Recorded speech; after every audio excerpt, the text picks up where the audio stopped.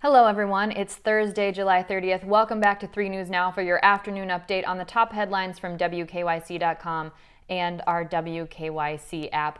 Lots of things happening this afternoon. Governor Mike DeWine's press conference is currently underway. We did hear from him that he wants to see bars and restaurants ending liquor sales in Ohio by 10 p.m. He's not ordering that right now, but we'll tell you exactly what's going on with that announcement.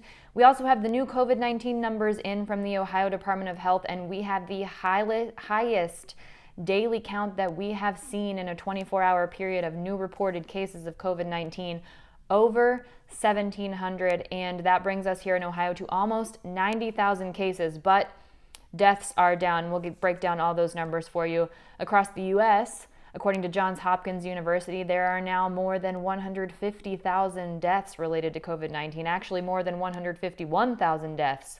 We'll break down those numbers for you as well. We do have promising news from Pfizer, which has its own trial underway related to a COVID-19 vaccine. They say that they've got good news about how much of a vaccine they can make once it gets approved. We'll break that down. And then UFC heavyweight champion Stipe Miocic talks with our own Jimmy Donovan about what it's like to train for a title defense fight in the middle of a pandemic. We'll tell you what he had to say. The surprising thing that he didn't want to do, that he had to do in order to make it work. First, let's start off with Governor Mike DeWine, and in his press conference today, he is calling for Ohio bars and restaurants to end liquor sales at 10 p.m. He is not making this an order right now, but he says that's what he wants to see happen. He also said shutting completely down for a second time would be devastating to Ohio's bars and restaurants. He says we're not going to do that today, but what he does want to see is he wants to see Ohio Liquor Control Commission call a meeting to consider an emergency rule that would limit liquor sales related to the COVID-19 pandemic. He wants to see those liquor sales stopping at bars and restaurants across the state at 10 p.m. Now, the Ohio Liquor Control Commission will have a meeting tomorrow at 9 a.m. It's an emergency meeting they'll be having, and if that rule passes, DeWine says tomorrow he'll issue an executive order that makes that go into effect tomorrow on Friday, July 31st. Now, in Columbus, to our south, the city has already passed legislation that requires bars and restaurants to close by 10 p.m. So not really clear that bars and restaurants would have to close by 10 p.m., but it sounds like the thinking here is if the liquor sales end, less people will be inclined to be there past 10 p.m. and sort of shut down this spike that we're seeing in the COVID-19 cases. Now let's go over those numbers from the Ohio Department of Health. We just got those in at 2 p.m. today. As I said, this is the highest daily account we have reported of new daily reported cases of COVID-19 since we first learned of it being here in Ohio back on March 9th. Deaths are down, though, from yesterday, so that's good news. Now, new hospitalizations and new ICU admissions have stayed relatively steady. Both of those are down just a teeny tiny bit. But current hospitalizations and ICU numbers are down a bit as well. So what that seems to mean is that people are getting discharged who have maybe been in there for a little bit, but we still see a steady number of new hospitalizations and new ICU admissions. The total number of new reported COVID-19 cases in the last 24 hours is now 1,733, bringing our total number of cases that we've seen in Ohio to 89,626, almost 90,000. The Ohio Department of Health says about 72% of those cases are presumed to be recovered. That number is 64,311. Remember, this is an estimate from the Ohio Department of Health. Now, as we talked about earlier this week, our positivity rate has gone back up again. It is at 6% for the most up-to-date data. The most up-to-date numbers are from July 28th, and on that day, we saw about 1,300 new reported cases of COVID-19. We did see that rate go down a little bit because we had that day that was out of the norm when we had 889 new cases reported on Sunday. So that had our positivity rate down because of that. But with these new surges in cases, what we can expect to see is that positivity rate going up in the next couple of days. And when we talk about the positivity rate, what we're talking about is the percentage of all the COVID-19 tests that are coming back positive. Our 7-day average is now 6.1%, and we are still above that World Health Organization recommended threshold of 5%. We saw less new reported deaths today, though. We saw 20 new deaths reported in the last 24 hours. That's down from yesterday when we saw 40. So that's some silver lining. That's some good news. 20 deaths is still 20 deaths too many, but it's less than 40 by half. So that brings the total number of deaths here in the state of Ohio to now 3,442. The total number of hospitalizations reported newly in the last 24 hours is 125 new hospitalizations, down just a little bit from yesterday when there were 128. That brings that total to 10,678 people who have been hospitalized related to COVID-19. Today, there are 1,049 people who are currently hospitalized related to COVID-19. That's just under 10%. 9.8% of all of the people who have been hospitalized are hospitalized right now. Of those 1,049 people in the hospital, 319 of them are in the ICU. So about 30% of those people are getting treatment in the ICU. We saw 21 new ICU admissions in the last 24 hours, down slightly from yesterday when we saw 25 new ICU admissions. The total number of people who have needed ICU treatment related to COVID-19 is now 2,534 here in the state of Ohio.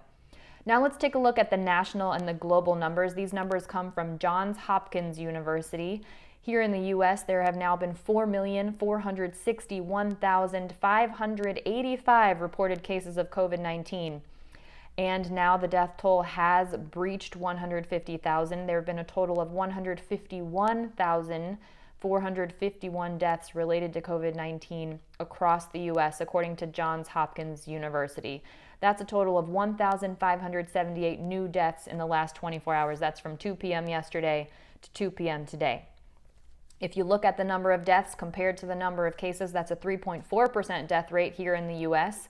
We are holding strong at 26% of the global cases and 23% of the global deaths. Now, globally, there have been 17,109,335 reported cases of COVID-19 in the past 24 hours. Globally, we have breached that 17 million mark. And the total number of deaths globally is now 668,801, making for a global death rate of 3.9%. Now, as everyone is working as hard as they possibly can to get a vaccine for COVID-19, Pfizer executives say they are targeting the end of the year, and they say, subject to technical success, so subject to a trial that proves to be successful, and regulatory authorization by the FDA, they have the capability to manufacture 100 million vaccines for COVID-19, 100 million doses by the end of the year. Now, we're just talking about production capability here. They're not talking about time frame for successful development, because that is talking about, they say that this is subject to technical success. They also say by 2021, they have the capability to produce 1.3 billion doses by the end of 2021. Now, this is according to Meg Ruch, who is the research and development leader at Pfizer in Massachusetts. She also says there have been a lot of concerns about people thinking the vaccine is rushed. She says the vaccine process is not being rushed. Her quote is, "We don't cut any quality corners." That's what she said about that. She said that they are not cutting any quality corners when it comes to the vaccine, and the process is not being rushed, so people should not necessarily be worried about that. Now, if Pfizer can pull this off by December, which is 4 to 5 months from now, President Donald Trump's administration said it would pay Pfizer nearly $2 billion if they can deliver 100 million doses of the COVID-19 vaccine by December. Pfizer has started a study of its vaccine candidate here in the U.S. and also elsewhere, and that study is aiming to recruit 30,000 people in order to test the vaccine that they have in the works. Moderna Inc. also has a study underway, so lots of people working very hard to try and find a COVID-19 vaccine and doing what they can in order to bring that to us as quickly as possible. Now let's talk about the Larry Householder scandal. Today he was indicted by a federal grand jury related to racketeering conspiracy. This is all tied to House Bill 6 and the $1 billion bailout of 2 nuclear power plants. Well, this was supposedly tied to the use of dark money.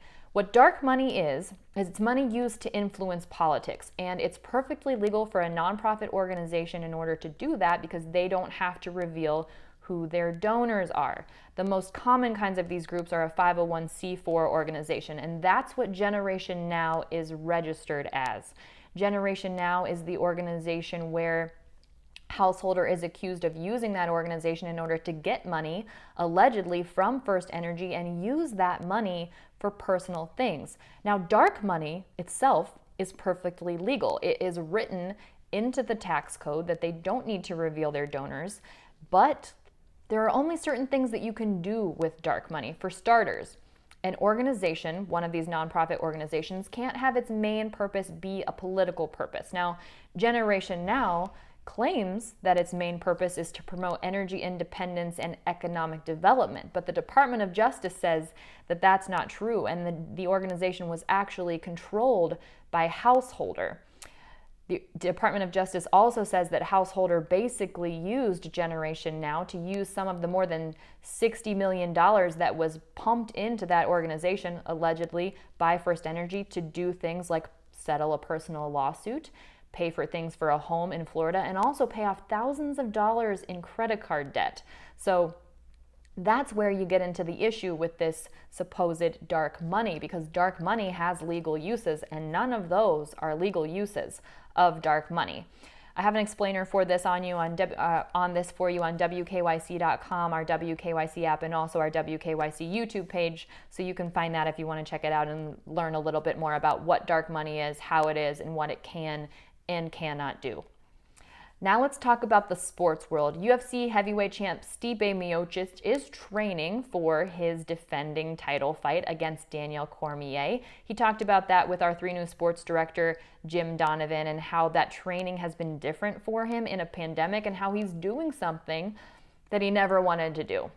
What he never wanted to do was put a gym in his home, but he said he did it. He has a gym in his basement now, so he's been doing workouts there, and he's also been working out at a pool. He says he's very lucky for the things that he has, and he's preparing to defend that UFC heavyweight championship title on August 15th at UFC 252. Lots of drama surrounding this rematch. There were lots of people calling for Stipe to do this fight when we were in the middle of a shutdown here in Ohio. He wasn't able to train. He's also a first responder, so he said he was concentrating on doing his work and being available here in Ohio as a first responder. And the UFC's Dana White went as far as to say that if Stipe doesn't defend the title, they're going to strip him of the title and let the process move forward with somebody else. Stipe said he wasn't worried about it. He always knew he was going to fight. He just didn't know when it was going to happen. And there are some things that you just can't control, like a global pandemic, for example. As great as Stipe Miocic is, he has no control over the global pandemic that is COVID-19. But that fight is scheduled for August 15th, where he'll take on Daniel Cormier to defend his title. This will be the 3rd title fight for the 2 of them, and it will definitely be interesting to watch, for sure. You can see that full conversation between Jimmy Donovan and Stipe Miocic on WKYC.com. Here's one reminder for you that we want to see you show us something good, so download or update your WKYC app. Click on that Near Me feature in the bottom right and send us photos and videos of the things that are making you feel good today. We want to know what's making you feel great, and we want to share that with other people so they can feel great too, and we'll use them at 5 p.m. on What's New and also online, on our social media platforms, all of those good things. I'll see you next up on What's New at 5 p.m. with your trending stories, and I'll see you back here tomorrow morning with your next 3 News Now update. Everyone enjoy the rest of your afternoon. I will talk to you soon. I'm Stephanie Haney.